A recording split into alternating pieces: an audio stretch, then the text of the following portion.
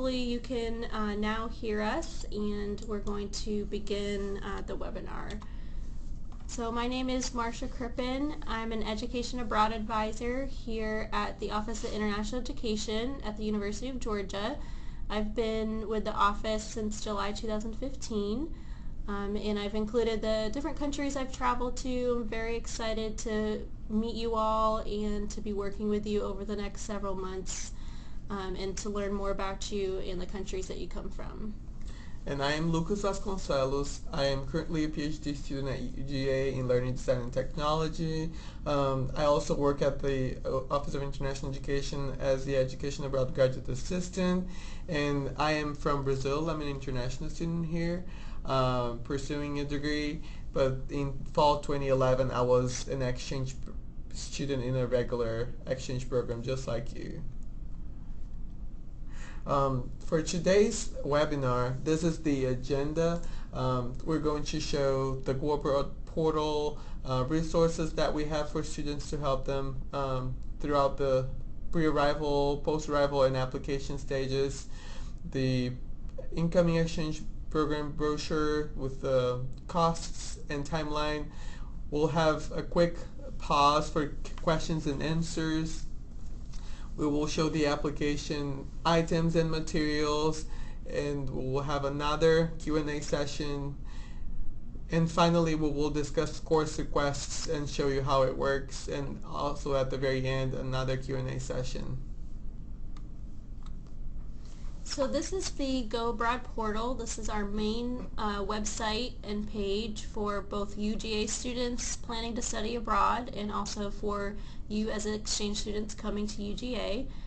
If you see on the left-hand side, Incoming Exchange Students is a tab that you can click on to find both resources and the incoming exchange application. These are the resources that we have posted on the Go Abroad portal for exchange students. We have handbooks, instructional videos, and webinars. And all you have to do is go to the Go Abroad portal and click on their links to watch the videos or watch the webinars or read the handbooks. And there is a lot of information there. If your questions are not addressing any of those, feel free to contact us via email. This is what the program brochure in our portal looks like. It looks very similar for both undergrad and graduate, and the program brochure contains information about the UGA campus and the college town of Athens, the exchange program information sheet, which has a summary of information about the exchange program, how to submit your course requests, suggested courses for English as foreign language learners, the program costs, on-campus housing options, the meal plan at UGA, and it has information about how to contact the Disability Resource Center if you need it. So this is a timeline for you as prospective exchange students. Our first webinar is of course today, right now, and we'll be having a second makeup webinar on September 27th that will be the same information. Your home university coordinators will be submitting nominations on the 15th, and the application completion deadline on the Go Abroad portal is October 15th, and this includes all of the items that we're going to discuss in a few minutes, including the applications for undergraduate and graduate admissions. Our recommended arrival dates are January 2nd, that's a Monday, and January 3rd, a Tuesday. The International Student Life Orientation and the Office of International Education Exchange Orientations will be on January 4th, that's a Wednesday, and the Spring 2017 classes begin on Thursday, January 5th. So this is the estimated budget for spring 2017. As you can see, we've included the ISL orientation. We strongly recommend that students register for this orientation. It's a one-day event to help you adjust to life on campus and to answer many of your questions. The other additional costs include your UGA student ID card, which is $20. All UJ students are required to have this ID card. There's also a international student compliance fee that will be charged to your student account. This is for all international students and helps with the immigration services processing. And that's $62. The on-campus housing in East Campus Village is currently $3,419. You're not required to live on campus. You can find off-campus housing on your own, but we do strongly recommend that students live on campus because they typically enjoy being close to all of their classes and all the activities, and find that it's very enjoyable to have both U.S. and international roommates. There is also a meal plan that is optional, and that is $1,978. We suggest the 7-day plan, which is 21 meals per week, so 3 meals a day. Then of course we have an estimate for books and supplies of $500. There is a mandatory insurance plan for international students that's currently at $1,206 from January 1st to July 31st. Once you arrive at UGA, you can submit a waiver if you already have an insurance plan before you arrive, but that's something that we will discuss in later webinars, and you'll have more information on your application page. And then we've also just included an estimate of additional expenses, personal expenses that you may have of $1,200. So you can see that our total estimated budget for one semester, if you're paying for housing and the meal plan and everything, is $8,460.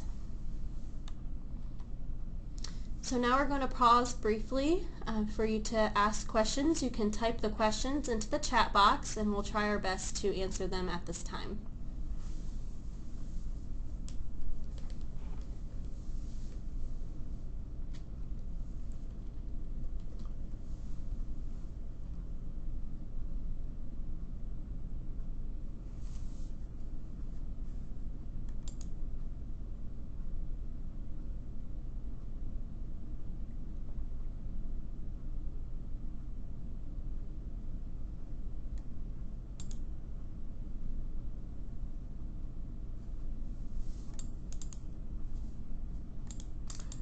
Yes, this video will be on YouTube in the Go Abroad Portal channel, and we are going to link the video as well to the portal under Incoming Exchange Student Resources.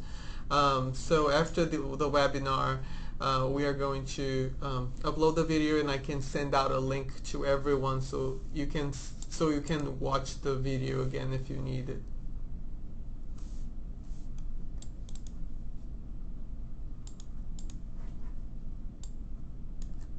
Okay, so we're going to move on, and again we'll have another 2 opportunities for questions.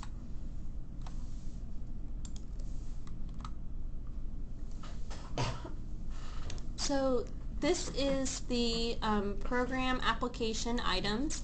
We just wanted to briefly review the different components of the application. So within the application you'll see questionnaires. These are question items that you need to complete, and they're very straightforward, so hopefully you won't have any particular questions about these items, but please make sure to complete every questionnaire in order for your application to be complete. Once you submit a questionnaire, it will be marked as received automatically. The signature documents are items that you will open and read within your browser, and then you will mark that you have read them. So it's a digital signature to confirm that you have read these items. So all of these are extremely important for you to read ahead of time and to understand, because many items require your action now, and that includes learning about the course requirements, learning about how to submit your health form, because that's something that you can get started right away. So please be sure to read all of the signature documents and to digitally sign them. The materials are items that you will submit via the attached documents section. So these items will be marked as received once either Lucas or I review them, and then we will manually mark them as received. So it may take several days for us to confirm that you have uploaded the appropriate document. Sometimes we may ask you to resubmit a document if it's not clear or if we don't have the right form of the document. So please make sure to monitor your email for any kind of updates from us. So this is a list of materials that you're going to upload to your application when you're applying to be accepted as an exchange student. So the first one is the English proficiency score. We accept scores from the TOEFL or IELTS tests, and other proficiency tests are not considered valid by the university. So please make sure you don't take any other tests like the Cambridge proficiency score, because it's not going to be considered for the application. You need to submit a scanned copy of the official test report, and it will be uploaded to the Go Abroad portal. And please make sure that you upload the official copy that you receive. Unofficial documents are not accepted, and you can see the example at the bottom corner, at the bottom right. We would appreciate if you could take the English proficiency test as soon as possible, because it may take a couple of weeks for the official reports to be available. So we're going to have to wait until you get the official score and upload it to accept you as an exchange student. The minimum scores are 80 for the TOEFL or 6.5 for IELTS. And for graduate students, for graduate applicants, the UGA Graduate School requires them to submit TOEFL scores to UGA electronically via ETS. You can use the UGA code for the TOEFL test, which is 5813, and the TOEFL company will send your scores automatically on your behalf. For now, the health immunization documents. You need to fill out two documents. The first one is the certificate of immunization, and the second is the tuberculosis or TB screening form. You can find more information about those forms and vaccines required in those links, the three first links. We would appreciate if you can start completing your health immunization documents as soon as possible, and I will tell you why now. So usually if you don't have at least the two required shots for one specific vaccine, you will have to take the second dose in no less than 20 days after the first one. So it will take a while for you to complete the form. Health forms must be approved by the University Health Center prior to course registration, and it may take 3 to 5 business days after you submit the document for the document to be reviewed. If it's not properly filled out, it may be necessary to revise the form with a doctor or a physician. Vaccines should not have been taken before 1 year of age, otherwise they're not considered valid. And usually they expire in 10 years. The second dose should be taken no less than 20 days after the first one, and the tetanus vaccine should not be older than 10 years.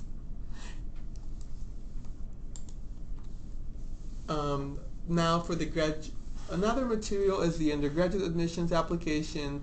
You can upload a screenshot of the email confirmation or the message confirmation that you receive after completion of the undergraduate or graduate admissions application, and you can upload the screenshot as an image or a PDF to Go Abroad. For your home university transcript, you need to submit an official copy of your home university transcript in English. If your university does not issue documents in English, then the original document should be translated by a certified translation, and both copies should be uploaded to the portal. And please make sure that you do not submit an unofficial transcript generated by a student management system. Official transcripts usually have the university stamp. Um, and finally, the last material is the in-progress academic subjects. So if your home university transcript does not contain the subjects that you are taking during the application in that specific semester or term, then you are required to upload a Word document listing current in-progress subjects, including the course titles. So now we're going to go over how to submit course requests. This is something that you will need to complete by the application deadline. It does take some time to figure out which courses you would like to take, so hopefully this information will be helpful to you. So we do have a course request form that is available to you within your application, and we have the link provided there. So that is where you will list all the courses you would like to request. It's important to explore the spring 2017 course list of all the current classes that are being offered in the spring semester. There's also the UGA Bulletin, which is a resource for descriptions of the courses and often has syllabi available for you to read in more detail about it. You can search on the bulletin by the prefix and the number of the course. It's important to review if the course has a prerequisite, so if it's required that you have taken a course previously that relates to that course to help you prepare to take that higher level course. So it's very important that you're reviewing whether or not you have taken those prerequisites. And we would like you to determine if the courses that you have taken match what the UGA prerequisites are, and to include those on the course request form. We ask that you submit 4 preferred courses and then 4 alternate courses.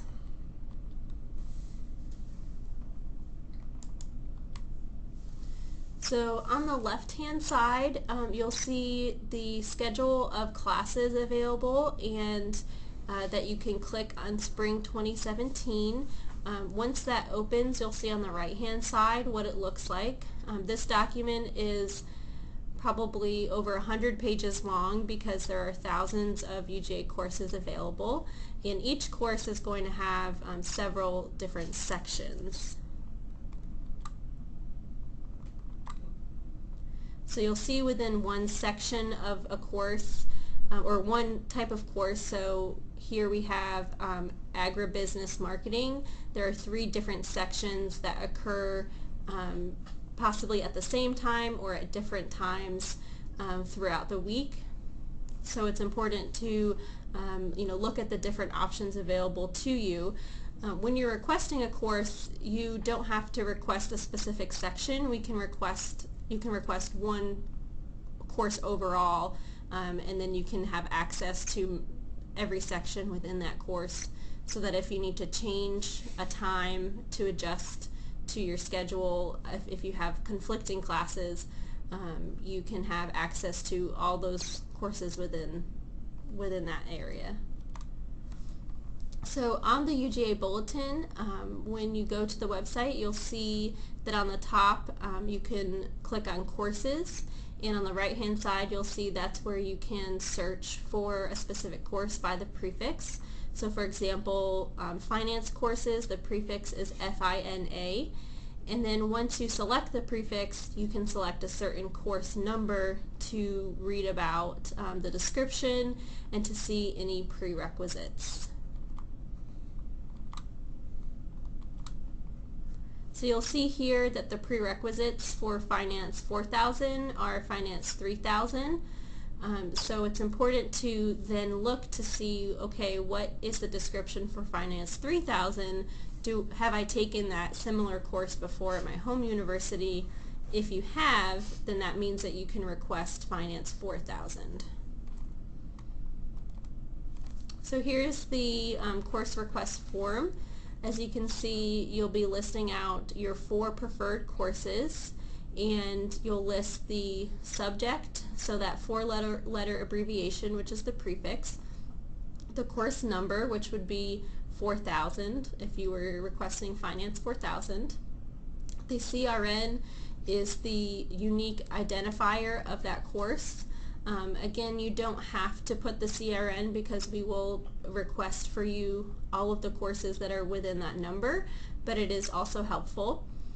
Then the course title, the number of credit hours, and whether or not it has a prerequisite, and then if you have taken that prerequisite before.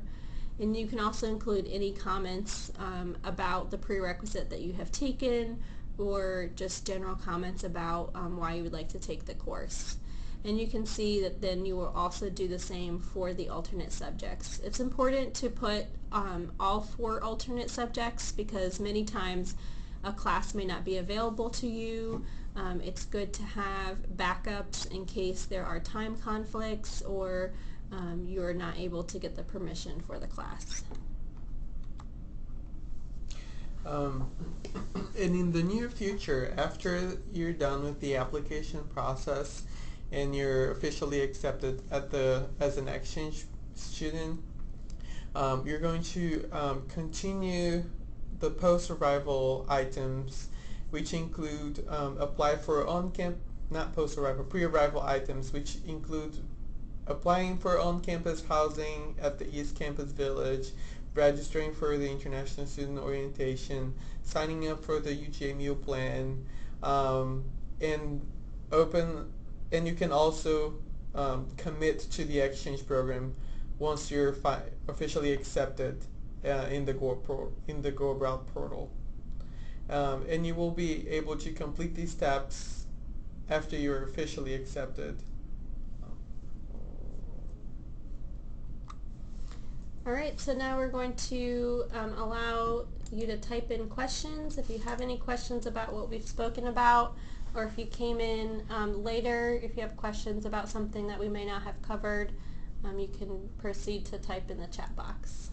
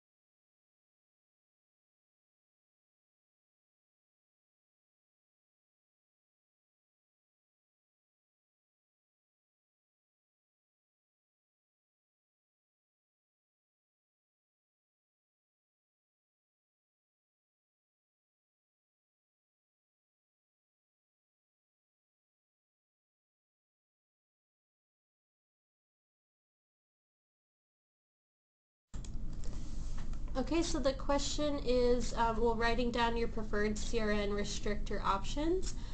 No, it will not restrict your options.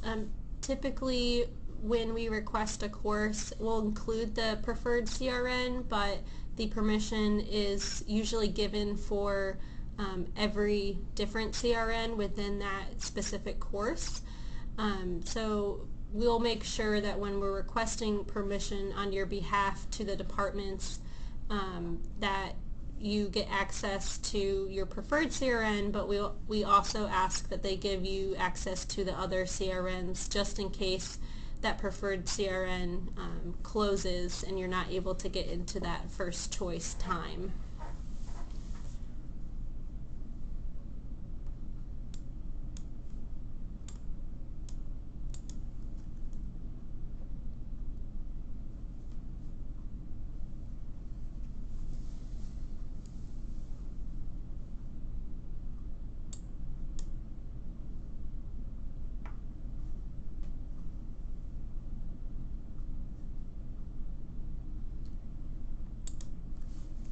Okay, so if there are no more questions, that is the end of our webinar. If you do have questions, please feel free to email us at exchange@uga.edu. And again, we will have another webinar on the 27th